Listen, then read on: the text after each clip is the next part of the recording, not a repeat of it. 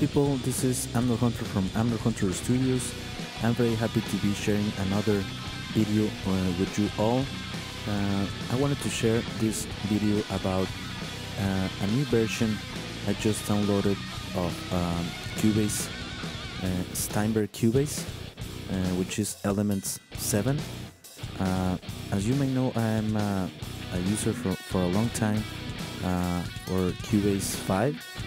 I really like the software and I feel very comfortable with it, and so I wanted to try this version, right, from Steinberg.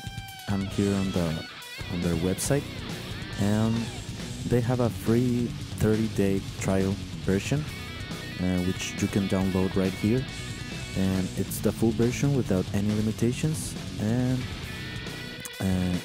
the cost is 99.99 euros, which you can buy, of course, if you want to upgrade. I was reading and I was looking that it has a lot of cool new features that I wanted to experiment and to try for a little bit, and maybe upgrade if I am interested in it. So, right, let's move on to the software, and right here is the main window, and you have here the different project tabs and template tabs, right? And right here on the left you have some news and tutorials and updates from Steinberg, and some quick tutorials about how to use it, how to use this new version, right? So let's create a new project, and let's move on to the project to see some of the cool new features, right? So this is the interface. It's very similar to the previous one, but to me it has a more modern vibe, which I totally love it. It has a more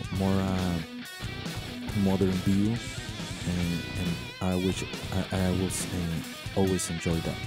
Right, so let's create a track here, and something I realized is that the same keyboard commands are applicable here. So for example, the mixer is the F3, just like the previous version, and you can close, you can zoom in or zoom out with the same keyboard commands, letter J and letter H, right? And more options that you can always change right here on File and Keyboard Commands to your liking and to your convenience, right? So let's create a track, right? It's the same procedure as before. Add an audio track, and then you select mono, how many tracks, right? Mono or stereo. I'm going to create a mono track, and you can name the track right here. So, simple track number 1, add track, and you can change the color right here. Okay, and before you have to change the color like clicking here. If you record something, it will be recorded on this color.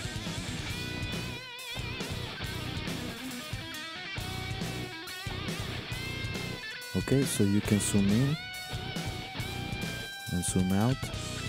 You have, if you hit right click, you have some of the same options you had before for editing, like cut and erasing and paste, simple.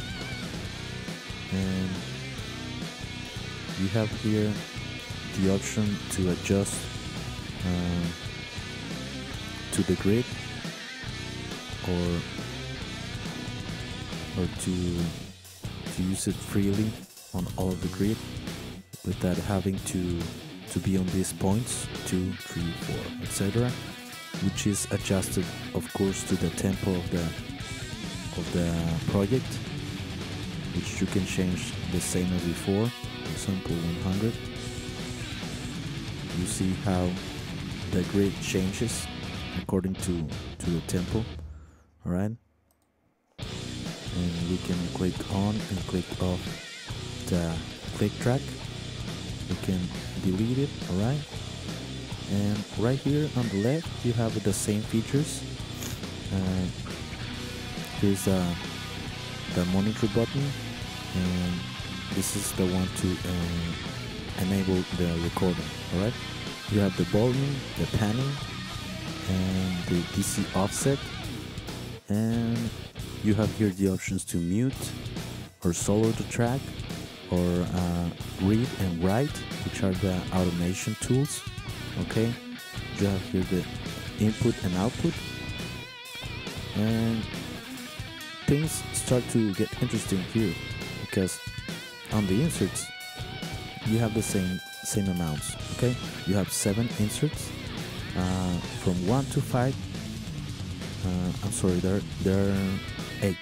1, 2, 3, 4, 5, 6, 7, 8 inserts. Okay, from 1 to 6 there are pre-fader, and 7, 8 are post-fader. Okay, and you can add an insert by clicking here, and this is a very cool new feature. And the previous version we have it will open several windows for all the plugins in alphabetical order, and the windows will appear from left to right, like this. So in this window you can check to all the plugins in just one window without too much here on the screen, and it's very easy to find them. They're also in alphabetical order, and you have a search option, which is very cool. You can search the plugin that you want, like for example, I don't know, like aquí, right? And it will filter all of the plugins that have these letters on the name. Okay, and with this, okay, you can have a more look to all of the plugins which are in the different categories. All right, so that's a cool thing. And all right, and let's move on to the mixer. Okay, the mixer has a really cool modern vibe too, look, and it looks awesome. I think it looks better than before. The faders, they seem more real, and they see like more alive. I don't know, at least that's what I can feel with this. And you can make the mixer looks smaller or bigger, which is very cool, because sometimes I want the mixer to look like this and start tweaking right here, right? And you have the meters here, down here, and you have the master track right here, the stereo out. You have the mute and solo, right? Solo, sorry, mute, solo. And this is the inserts, the configurations and inserts of this particular channel, right? And you have here the 8 inserts, and something that very cool that they added was the channel strip. Before we only have an equalizer here, and now we have a channel strip, and we can use gate, compressor, transient, saturation, and limiting. Alright, this is a very cool new feature that we have. This is pre-fader, So all of the process we do here is before these two inserts. So it's pre-fader, right? So we have, and if we click here strip, we can change actually the order of the chain, right? Of the signal chain. So the EQ, we can put it right here, and the compressor at the beginning, right? Sorry, compressor right here. Alright, so we have the controls of each part of the channel strip, which is very cool.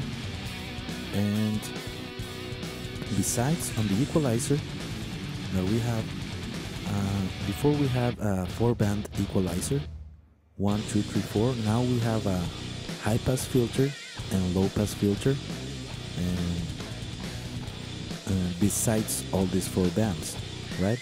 So we then have 4 plus 2, so there will be 6 bands in total, right? So they added 2 more options there. And also this equalizer works as a frequency analyzer, which is very cool to analyze the frequency spectrum of your track, or of your source, or of your song, of your main mix, for example. So the mixer looks awesome, and up here you have the options of routing, right? If you click here, you can see the input and output, and you can, of course, create a track, maybe a track. Well, you can create a group track and send this track to a group track right here. Okay, and this is the stereo out, which is this one, and you have here the inserts, which is the same as this, but you can have a, for example, let's add some insert here, this equalizer, for example. Alright, you have access to this plugin by clicking here, inserts, or by clicking here. Okay, so very cool. The mixer is totally awesome for me, and you can bypass all of the equalizers of the channel right here, okay, or right here, and it's very cool. The chain, this part can be larger as you are adding more and more plugins, right? You have the EQ section here, okay, and you have the strip section, gate, compressor, etc. Right? And the sense, okay, the sense, which is the same as this one, okay, like in the previous version. You can manipulate the level like doing this. Alright, so it's very cool. It's very cool. I found it very practical, and like the reason for me also to work better on a system, on a DAW, or with a plugin, is the graphic user interface, right? If a plugin looks good also and has a more like real vibe and modern vibe, I will work better for sure. For example, this plugin, I like it a lot because I feel that I'm equalizing with the real equalizer, you know, with the physical equalizer. So with this mixer, for example, I feel that it's a real mixer more than before, so that's very important to me, right? So you have here a general buttons to enable or disable the mutes, okay, or the solos, or if you have solo one or more tracks, you can undo here the read and write, and this is to bypass inserts, to bypass EQs, to bypass channel strips, and to bypass the sends, right? So in every option you have, if you put the click for a moment, it will tell you what's the name of that option, right? So it's very cool. So I'm going to add a track. It's the same process. It's the same process to start a new project, to save a project, and to open a template, to import a song, export a track. Export a track. You have the options here, right? The resolution, sampling resolution, and sampling rate.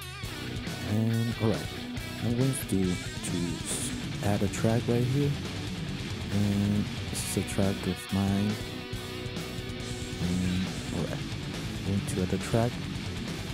And well, something I noticed also is that it's a little bit more faster than the previous version, right? I think it has more CPU power.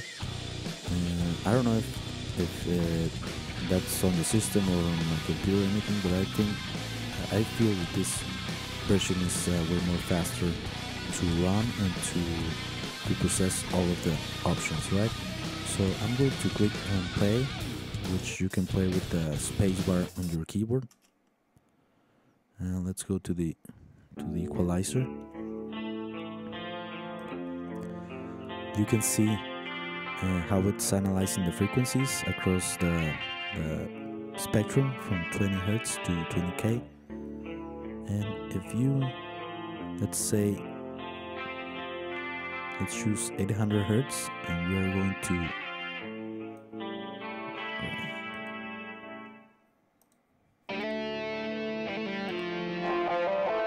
okay, you can turn it off or on right here.